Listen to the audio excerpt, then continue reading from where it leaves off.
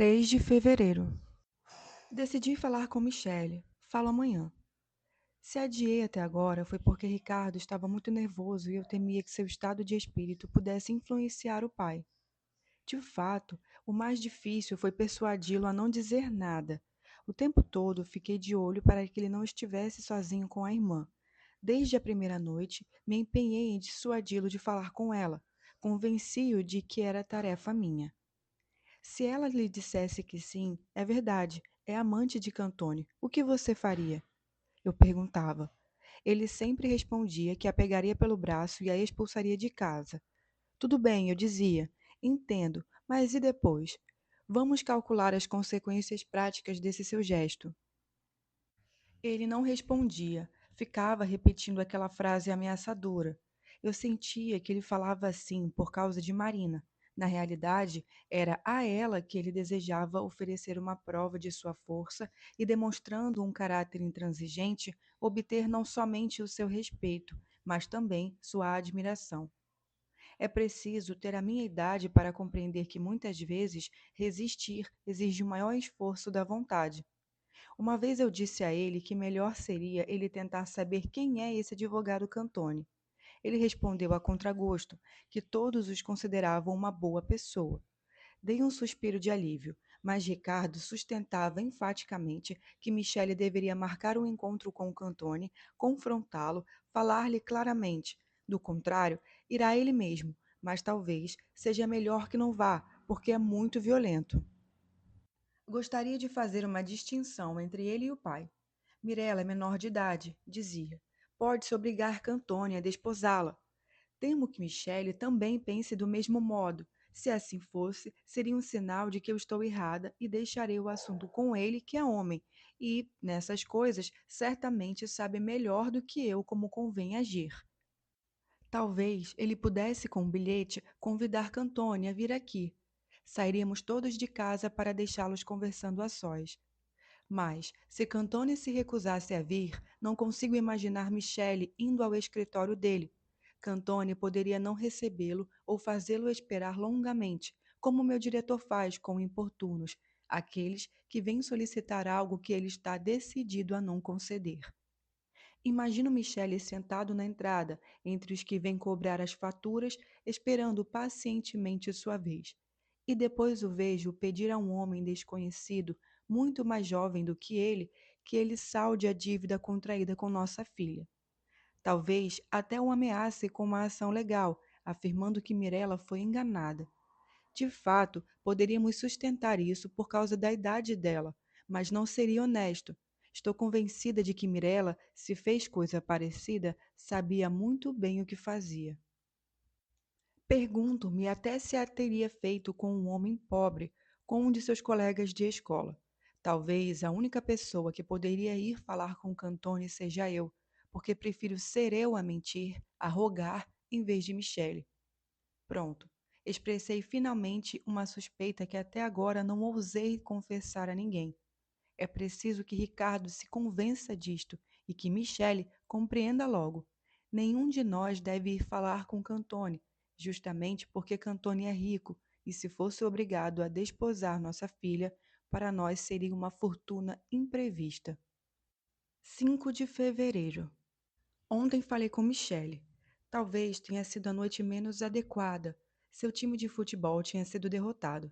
Mas como, escrevendo neste caderno, já notei que muitas vezes mascaro o meu mau humor por trás de motivos fortuitos, me perguntava o que é que Michele tinha. De fato, depois ele encontrou vários outros motivos de irritação. O jantar que não estava pronto, que não estava bom. Foi procurar um velho paletó de usar em casa e o encontrou ruído por traças e disse que de uns tempos para cá a casa estava numa desordem total. É verdade, para escrever o diário eu negligencio meus deveres, mas creio ter sido eu mesma a inventar muitas obrigações para me prender a elas. No entanto, por causa do caderno, me sentia culpada e por isso me mostrei ofendida. Respondi que ele tinha razão, mas que para que ele possa ser mais bem servido é preciso uma pessoa adequada para tanto. Ele se enfureceu, disse que eu censurava por não ganhar o suficiente. Havíamos entrado numa picuinha boba. Uma das forças da família é manter em permanente desafio as pessoas que a compõem, de tal modo que cada uma sempre tenta se superar, ainda que seja apenas para impressionar aquele que a familiaridade predispõe à desconfiança. Para cortar, eu sorri. Admiti estar nervosa, estar cansada. Enquanto dizia essas palavras, me via em Veneza, debruçada sobre o Canal Grande. Acrescentei que ando muito atarefada, o diretor está ausente e eu devo substituí-lo porque ninguém conhece como eu o movimento do escritório. Michele mal me escuta quando falo do meu trabalho.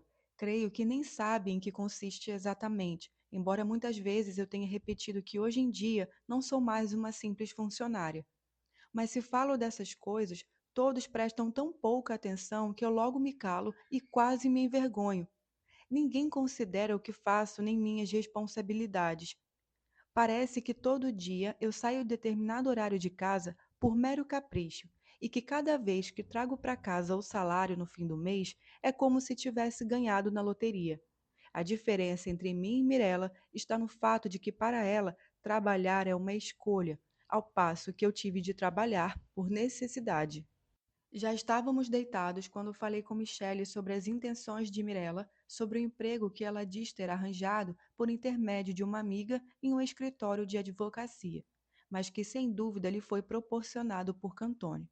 Por fim, resolvi informá-lo dos mexericos que Ricardo ouviu a respeito da irmã e que lesam nossa honrabilidade, embora ela afirme que essas histórias não têm algum fundamento. Ela não se incomoda que digam tais coisas, compreende? Simplesmente dá de ombros e fica rindo. É uma vergonha. O que faremos, Michele? Comecei a chorar e ele me consolava. Não fique assim, mamãe. Ouvi-lo me chamar desse modo, no entanto, me fazia chorar mais ainda, já que para ele eu há anos personifico somente essa figura que agora está naufragando e me arrasta consigo. Então, movida por um desesperado instinto de defesa, falei que era preciso tomar uma posição. Para isso, recorri às duras palavras usadas por ele mesmo poucas noites antes e aquelas pronunciadas por Ricardo, embora eu as tivesse desaprovado. Disse que Mirella ainda não é maior de idade. Você deveria falar pessoalmente com Cantone, concluí. Afirmei até que podíamos obrigá-lo a casar com ela. Michele balançava a cabeça, protestando ter confiança em Mirella, porque a conhece melhor do que ninguém. Dizia que é uma moça séria, santíssima, tal como minha mãe. Ele também sustentava que Mirella tem exatamente o seu temperamento e, contradizendo-se tanto quanto eu, concluía tudo depende das condições econômicas gerais. Eu não ganho o suficiente para sustentar minha filha como meu avô sustentou minha mãe e como seu pai sustentou você, embora não fossem ricos. Por isso, devo aceitar que você trabalhe, que ela trabalhe. Nós mesmos a aconselhamos a estudar direito. Com que objetivo, então? Eu me recusava a admitir que se tratasse apenas de um objetivo econômico. No entanto, é assim, ele insistia, é justamente assim. Acrescentou, embora que nunca falasse disso, vinha refletindo havia muito tempo sobre esses problemas e tinha se convencido de que é natural que Mirella trabalhe e que, por isso, convivendo com homens, também é natural que possa ser alvo desses mexericos. 6 de fevereiro. Estou profundamente perturbada porque acabei de reler algumas cartas que escrevi a Michele durante nosso noivado. Não consigo me convencer de que eu mesma as escrevi. Não reconheço sequer a letra, alta, pontuda, artificiosa. As cartas me espantavam, sobretudo porque não parecem escritas pela jovem que sempre acreditei ter sido. Porém, a descoberta mais importante não é essa, é outra. Compreendi que Michele não me conhece em absoluto, já que considera livre e rebelde minha postura de então. Eu hoje sou muito mais livre, muito mais rebelde. Ele continua a se relacionar comigo por meio de uma imagem que não me espelha mais. Nada do que aconteceu ao longo destes anos conseguiu arranhar aquela imagem, talvez porque nunca mais conversamos como quando noivos, somente sobre nós, sobre o que acontecia em nosso íntimo. Se eu o abordasse e de repente tentasse resumir minhas mudanças graduais, me descrevendo sinceramente como sou hoje, ele não acreditaria em mim. Pensaria que, como todas as mulheres, eu me invento diferente daquela que sou. Preferiria, inclusive, para evitar enfrentar qualquer problema, ater-se àquele modelo de mim que já se petrificou em sua mente. Talvez me aconteça o mesmo em relação a eles e a meus filhos. Por prestar atenção, se não formos abertos às pessoas queridas com quem as quais vivemos dia após dia em família, com quem o seremos? Quando é que somos verdadeiramente nós? 7 de fevereiro. Ontem à noite precisei parar de escrever de repente porque Michele acordou e, não me vendo a seu lado, foi à minha procura. Eu estava na sala de jantar. Ouvi que alguém acendia a luz, ouvi passos no corredor, mal tive tempo de jogar o caderno na gaveta da escrivaninha e Michele já aparecia à porta. O que está fazendo? Ele perguntou. Nada, respondi. Acabei de arrumar um pouco as coisas e justamente agora ia para a cama. Eu devia estar pálida e senti as mãos trêmulas. Segui o olhar de Michele e sobre a mesa vi a caneta ainda aberta. Estava escrevendo? Ele perguntou. Totalmente neguei. Mas depois me corrigi dizendo que havia feito as contas de casa. Vi que ele procurava com os olhos, sem encontrar, o caderninho das despesas domésticas. Para quem você estava escrevendo? Ele perguntou desconfiado. Comecei a rir com um riso falso, estudado. Mas o que você está pensando, Michele? Respondi. Ele então pediu desculpas. Nem eu mesmo sei, murmurou. Eu me interrogava com o olhar, perdido no embaraço que ele mesmo não podia mais dissipar. A fim de não precisar recorrer a perguntas diretas, eu, porém, insistia. Diga, diga. Ele passou a mão no rosto. Pensei que você estava escrevendo. Bom, no fundo, essa história de Mirella me deixa meio inquieto. Temi que você escrevesse alguma coisa. De novo, me fitou antes de dizer: Como é mesmo o nome? Cantone. Voltou para o quarto e, quando instantes depois fui ao seu encontro, ele já estava deitado, tinha apagado a luz. Talvez não temesse verdadeiramente que eu escrevesse a Cantone. Temia que eu escrevesse a um homem. Eu gostaria de lhe tirar essa suspeita, gostaria de tranquilizá-lo, mas então deveria dizer a verdade, ou seja, falar do caderno. Não posso em absoluto lhe falar disso. Talvez ele quisesse lê-lo e eu jamais ousaria deixá-lo ler o que eu escrevi. No entanto, daria tudo para livrá-lo dessa dúvida. Espanta-me, sobretudo, considerar que, enquanto eu jamais pensaria na minha idade em escrever a um homem, ele, ao contrário, imagina que eu ainda posso fazê-lo. 10 de fevereiro. Desde quando, noites atrás, por pouco Michele não me surpreendeu escrevendo, mudei o caderno de lugar umas 3 ou 4 vezes, mas não fiquei satisfeita com nenhum dos esconderijos.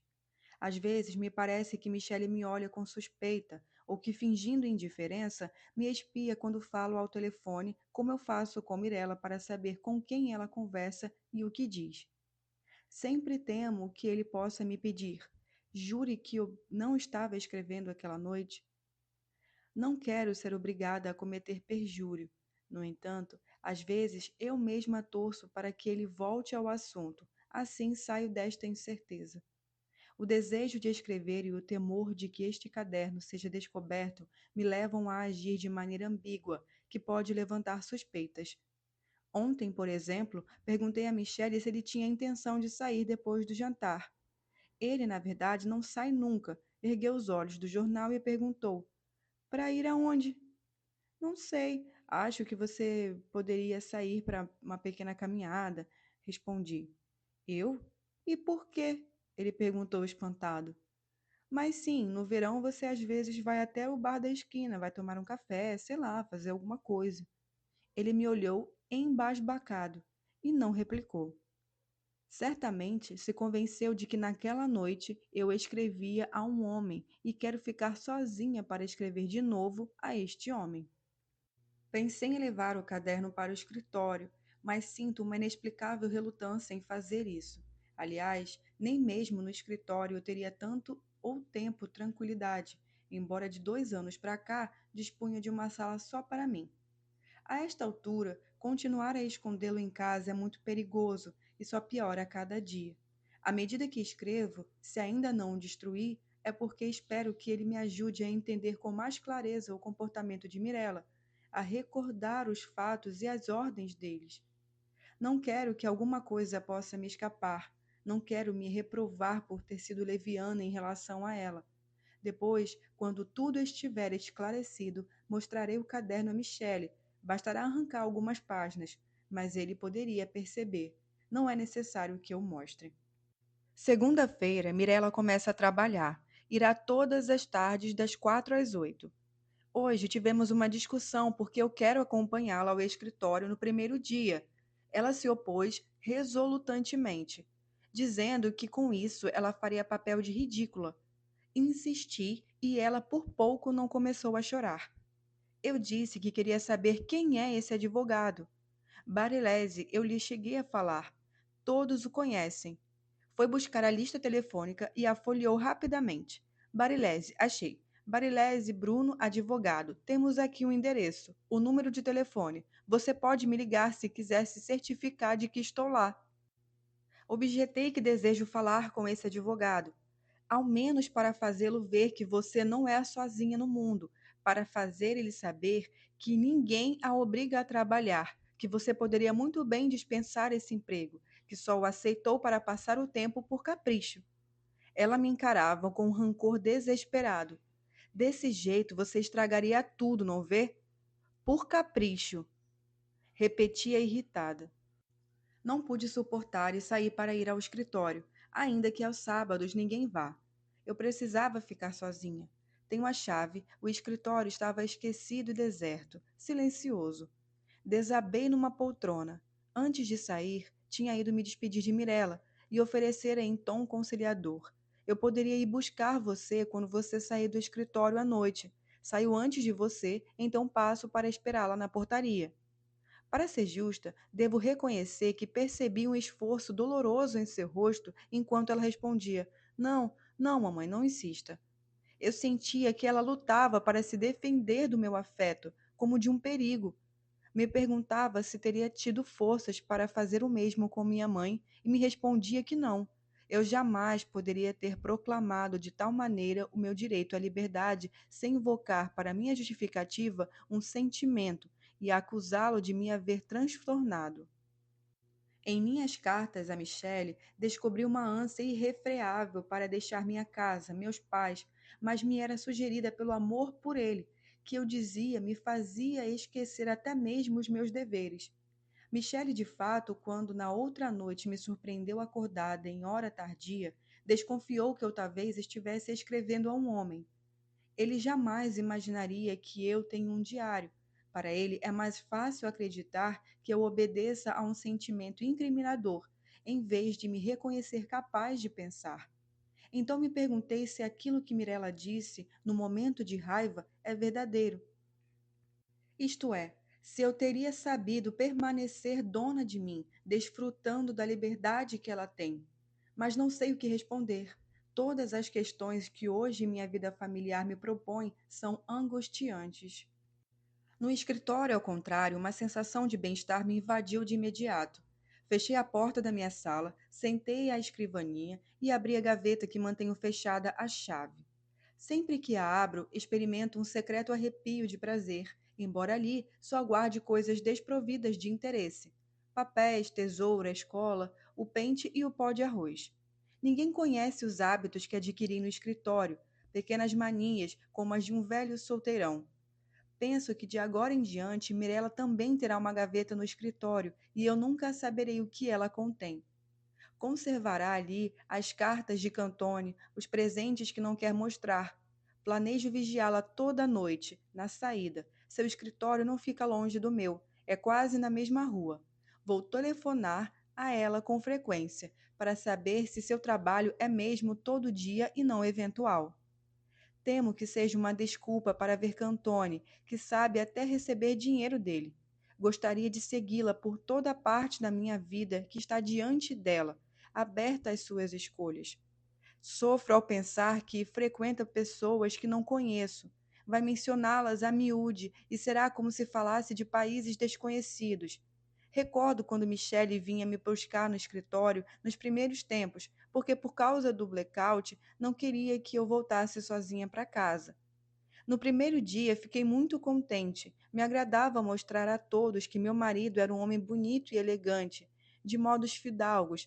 Depois acabei sentindo certo desconforto. Logo me afastava com ele, e ao despedir das colegas já usava um tom diferente do costumeiro, da mesma forma como acontecia com as companheiras de colégio aos domingos, a cada vez que minha mãe ia me buscar. Quando Michele conheceu o diretor, os dois se cumprimentaram com muita cordialidade, mas ambos estavam constrangidos.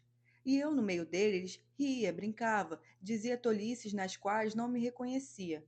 Eles se olhavam como dois rivais, embora o diretor jamais tivesse prestado atenção em mim.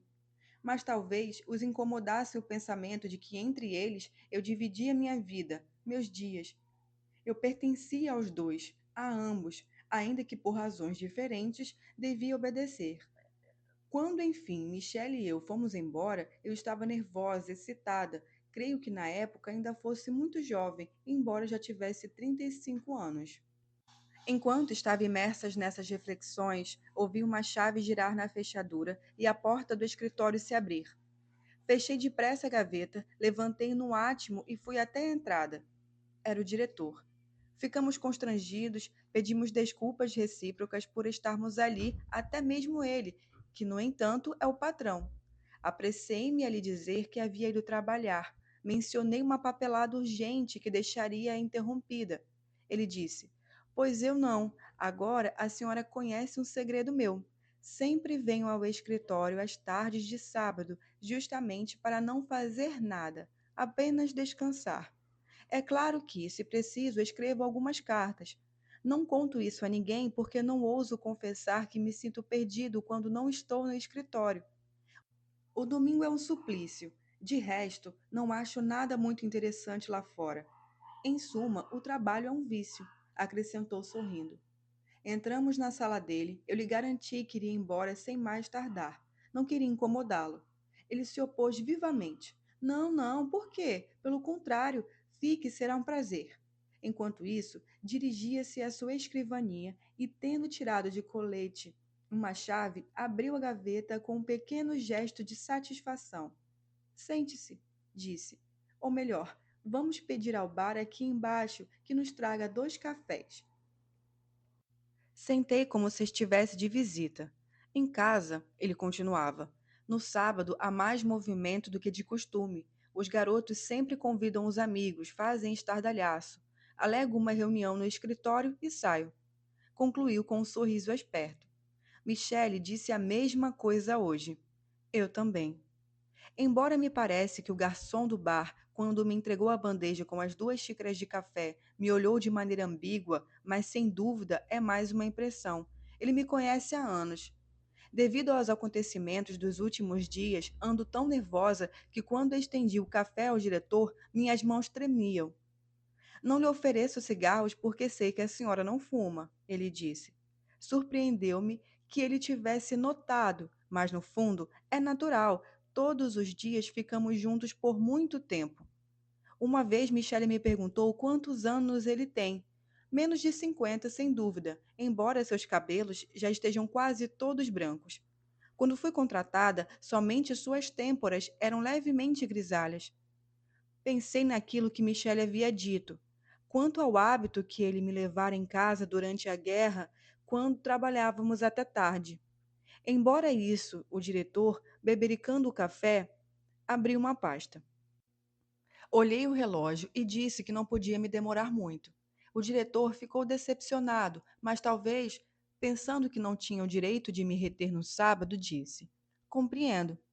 Dê-me conta de que não é só por ganhar dinheiro que gosto de trabalhar.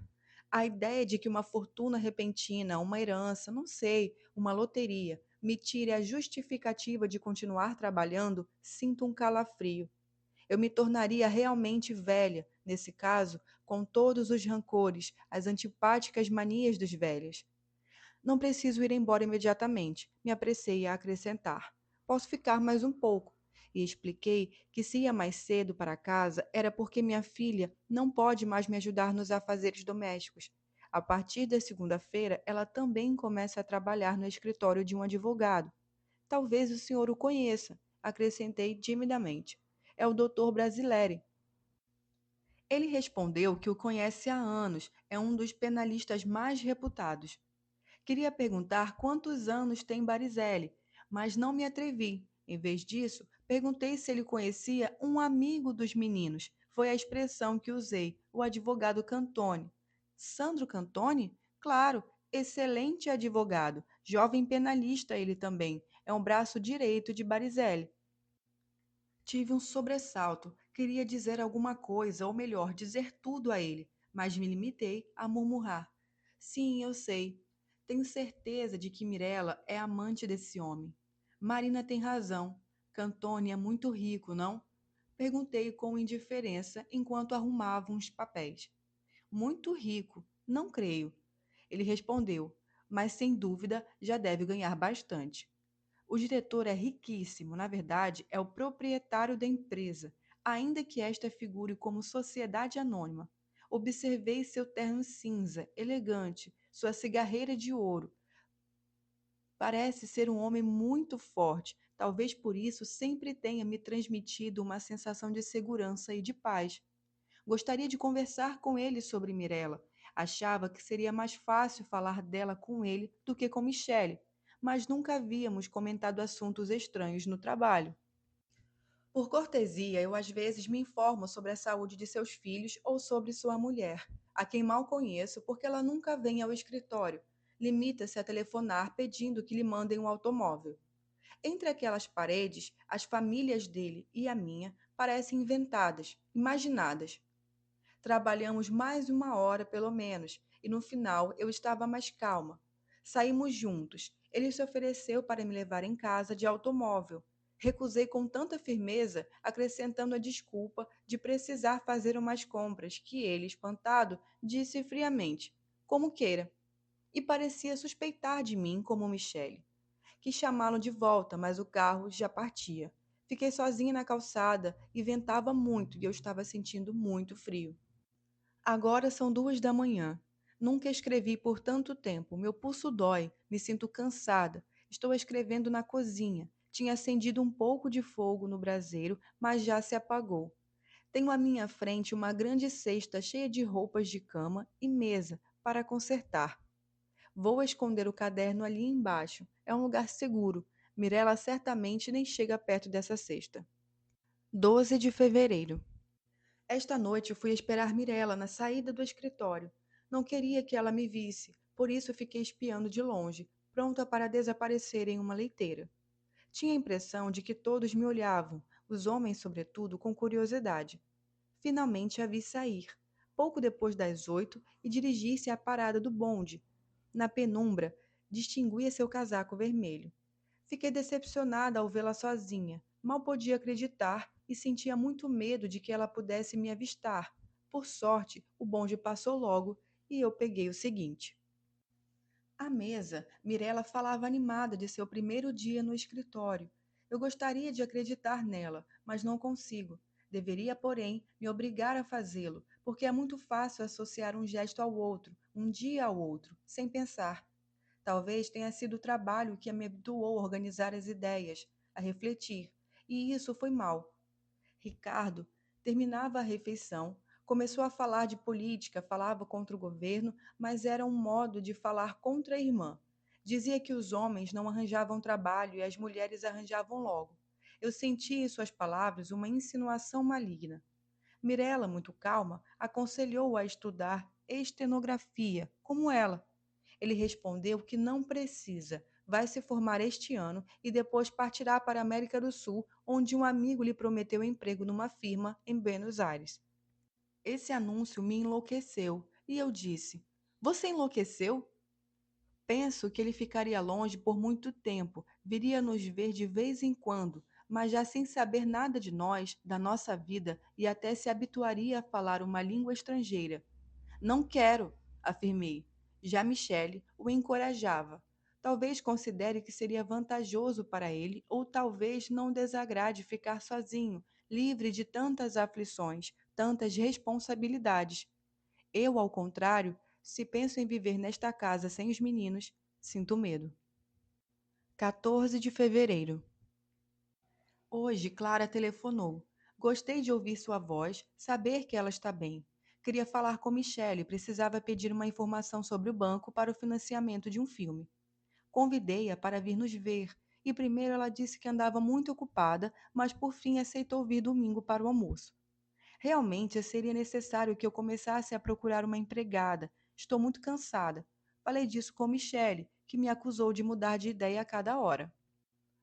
Esqueci de anotar uma coisa. O diretor, ontem de manhã, quando lhe levei a correspondência, me perguntou sem me olhar como haviam sido minhas compras. Espantada, perguntei quais, e ele me disse: Ora, sábado à noite. Hesitei por um momento e depois, rindo, respondi que não eram compras importantes. Eu precisava apenas providenciar alguma coisa para o jantar. Ele sorriu, quase incrédulo, e disse: Ah, bom. 16 de fevereiro. Apesar da opinião de Michele, não consigo me tranquilizar quando a conduta de Mirella. No entanto, de alguns dias para cá, ela parece mais calma. Seu rosto já não tem aquela expressão agressiva, dura, que se adensa entre as sobrancelhas como uma nuvem ameaçadora. É uma expressão que eu conhecia desde que ela era menina, e por isso havia aprendido a interpretá-la e a me defender dela. Agora não consigo mais me orientar. Ela assumiu uma expressão séria, desprovida de ressentimento, que me deixa desconfiada. Acordo cedo de manhã e vai logo para a universidade. Depois do almoço, sai logo para chegar pontualmente ao escritório, ao passo que antes jamais havia sido pontual. Ontem à noite, quando voltou para casa, eu a vi descer do carro de Cantone e fazer um gesto afetuoso de saudação, antes de desaparecer porta adentro. Ficou em silêncio durante o jantar e foi logo para a cama dizendo: Estou cansada. E parecia que essa frase lhe escapara sem que ela percebesse. Pouco depois, quis ir até seu quarto com uma desculpa, mas refleti que era melhor não começar a discutir e voltar atrás, pé ante pé. Por baixo da porta de Ricardo, vi que a luz também estava acesa. Ele me chamou. Mamãe, estava à escrivaninha. De uns dias para cá, estuda muito, preparando a tese de final do curso. Pediu-me uma xícara de café para se manter acordado e fiquei contente por fazer alguma coisa para ele. Por causa da atitude de Mirella e mesmo trabalhando o dia todo, tenho a impressão de ter me tornado inútil. Enquanto Ricardo tomava café, passei a mão sobre seus cabelos. Ele tem belos cabelos, macios. Se eu fechasse os olhos, me parecia que ele ainda era criança. Lembra? Perguntei. Do que tanto tempo em que você dizia que quando crescesse queria ser maquinista ou condutor de bonde? Ele sorriu. Por que está pensando nisso, mamãe? Respondi: Não sei, por nada. Mas, na verdade, acho que é porque muitas vezes me pergunto qual é a vocação do meu filho e não consigo discernir. Temo que sua resolução de ir para a Argentina seja um gesto de desânimo. Talvez ele acredite que assim possa evitar suas dificuldades íntimas e sérias, mas penso que para evitá-las não basta se mudar para um novo país. Ele trouxe para casa um folheto, propaganda de uma agência de viagens no qual se vêem as montanhas, os lagos da Argentina. Alertei-o que sua viagem não é de recreio. As montanhas e os lagos não têm importância. Na Itália também há muitas montanhas, só que ele quer ir do mesmo jeito. Mas Michele me estorrou e não dissuadiu. E embora eu tenha uma opinião diferente, julgo que essas deliberações cabem ao pai, portanto me calo. Michele e Ricardo muitas vezes folheiam juntos aquele opúsculo e olham as montanhas, entusiasmados. Michele lhe disse: Se você ficar bem por lá, eu também vou. Objetei. E nós? Você também, é claro, ele acrescentou. Iremos todos. Ricardo disse: Por lá a gente enriquece logo. Ontem à noite ele me perguntou se um dia destes poderia me apresentar Marina. Queria que conversássemos os três sozinhos. Respondi que sim, está bem, e sorri. Ele continuou a falar dela enquanto arrumava os livros. Antes de recomeçar a estudar, fazia isso com indiferença, mas sem dúvida era um discurso que havia preparado faz algum tempo. Disse que Marina não é feliz na casa dela. A mãe já morreu, o pai arranjou uma segunda mulher muito jovem. Não quer confessar que está apaixonado, parece querer apenas fazer uma boa ação. Insistiu em sublinhar que Marina é muito diferente de Mirella. Não tem os hábitos das moças modernas, mal pinta os lábios, nunca sai com rapazes, a não ser com ele, e que, aliás, ele não lhe permitiria agir de outro modo. É totalmente dedicada a mim. Ela faz o que eu quero, tem um temperamento doce e submisso. Não sei que impressão vai lhe causar, continuava. É muito tímida. Imagine que já lhe aflita com a ideia de conhecer você, acrescentou com ternura. Mas tenho certeza de que vai lhe agradar. Você vai querer bem a ela. Se um dia nos casarmos, penso que lhe fará muita companhia.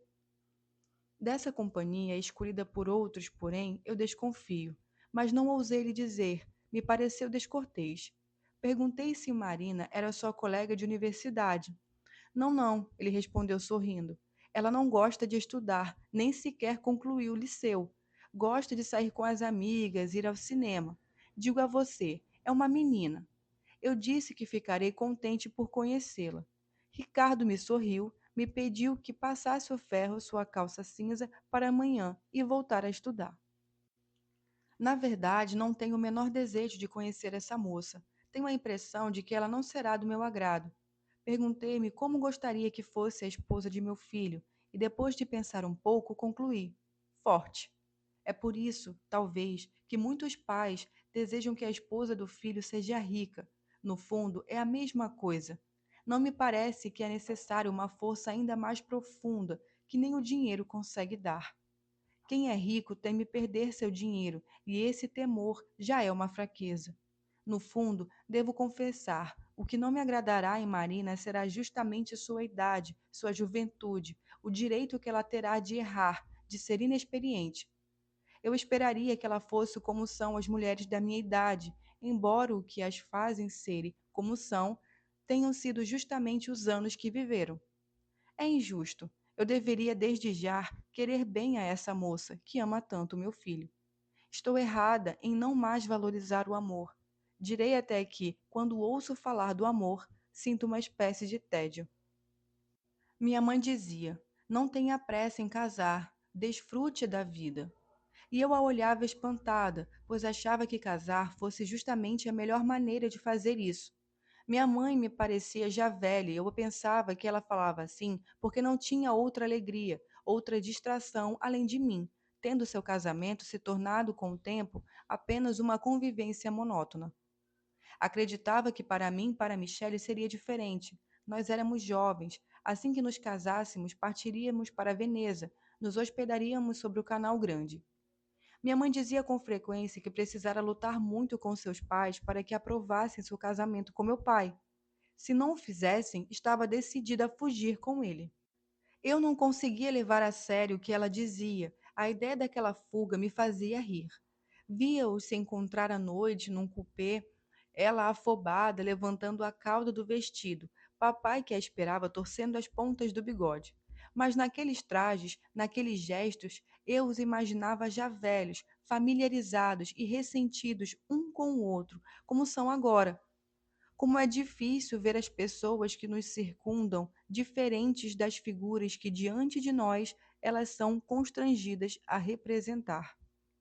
Eu gostaria muito de falar dessas coisas com Michele, mas quando tento, não sei por quê, logo me envergonho e finjo estar brincando. Ontem à noite sentei ao lado enquanto ele lia o jornal e lhe contei que Ricardo pretendia se casar logo, antes de ir para a Argentina. Ele disse que Ricardo faria muito mal, porque um homem que se casa já não é livre para conduzir sua vida como quiser, está arruinado. Humilhada, perguntei se assim ele também pensa dessa forma, mas ele logo me interpretou e me interrompeu. Disse que no nosso caso é excepcional. Quase brincando, perguntei se ele era feliz. Com uma leve irritação, ele respondeu: que perguntas difíceis! Claro que sim, é óbvio. Por que não seria? Os meninos são ótimos, são saudáveis. Ricardo fará uma excelente carreira na Argentina. Mirella já trabalha, depois arranjará marido. O que mais poderíamos desejar, mamãe? Sorriu, batendo afetuosamente sua mão sobre a minha, e voltou a ler. Eu queria dizer, e nós dois, Michele? Perguntar se era somente isso que havíamos desejado quando nos casamos. Em seguida, pensei que sou uma ingrata. Michele dedicou toda a vida a mim, a nossos filhos. Eu também fiz o mesmo. É verdade, mas me parece mais natural. Ou melhor, embora às vezes creia que fiz mais do que devia, porque trabalhei fora e cuidei da casa e dos filhos, outras vezes penso que poderia ter feito ainda mais, já que hoje não estou realizada. Sinto que há alguma coisa que não fiz e não consigo perceber o que é. Talvez minha inquietação acabasse se eu estivesse segura enquanto a Mirella. Michele tem menos imaginação do que eu, por isso não se preocupava com a filha. Ele disse que é justo dar a Mirella a chave de casa, como ela desejava. Devo encomendar uma cópia ao chaveiro e ainda não consegui fazê-la. Eu não me perguntava por que Mirella apagou a luz tão tarde ontem à noite. Eu, ao contrário, não podia dormir por causa daquela luz e circulava pela casa, lutando para não pegar este negro caderno que me sugere negros pensamentos. Imaginei a vida que levaríamos sem nossos filhos. Me perguntei se teríamos a possibilidade de fazer aquela viagem a Veneza que penso deve resolver tudo. De todo modo, depois dessa viagem, seria bom não voltarmos para nossa casa. Quando vou ver meus pais, à noitinha, sinto um calafrio. Eles se sentam juntos e cochilam ao lado do aquecedor de óleo. O silêncio é interrompido pelas fogosas badaladas do relógio de pêndulo. Eu entro e sempre acho que faz frio. Eles se espantam. Dizem que a casa tem paredes grossas, face sul. 17 de fevereiro. Hoje tive um dia agradável, talvez porque depois do almoço tenha ido ao cabeleireiro. Quando saio de lá, sempre me sinto mais jovem. Me digo que vou voltar toda semana, mas depois não tenho tempo nem, sobretudo, dinheiro para desperdiçar. No entanto, penso que se fosse ao cabeleireiro a cada 8 dias, a semana me pareceria melhor. Na rua, o ar era estimulante. Eu me sentia tão contente e ativa que pensei em aproveitar meu entusiasmo indo ao escritório para despachar alguns papéis atrasados. Temia haver deixado a chave em casa, mas sem querer eu a tinha posto na bolsa. Contudo, sabendo a esta altura que o advogado e o diretor vai ao escritório todos os sábados, tive um momento de incerteza. Me dirigi à parada do bonde, mas depois desisti e voltei. Claro, o diretor está tão habituado a mim que minha presença não o incomodaria.